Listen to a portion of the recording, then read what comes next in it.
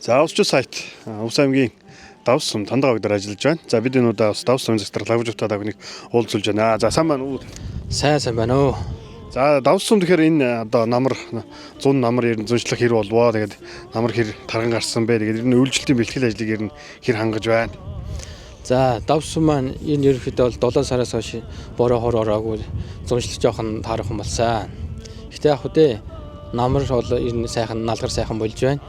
Энэ өдрийн байдлаар бол үйлчлэлийн бэлтгэл байдлаа бид 100% хангажсэн. Малчид маань 100% хангасан, сумор нутг маань 100% хангасан. Ер нь үйлчлэлийн бэлтгэл ажилдаа хангаад яд ажиллаж байна.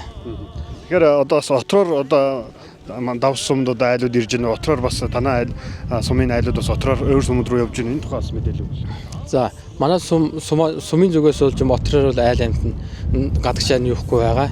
Зөв манай сум руу чиглэсэн отрын хөдлөөдөр нь ерөнхийдөө их хандлагатай байгаа. Одоохондоо бол Тариалангаас нэг 2 айл ирсэн байгаа. Тэгээд борш саглын айлууд нь тийм манай сумд ирж үйлжээ гэсэн тийм көсөлтөд ирж байгаа. За баярлалаа. За баярлалаа.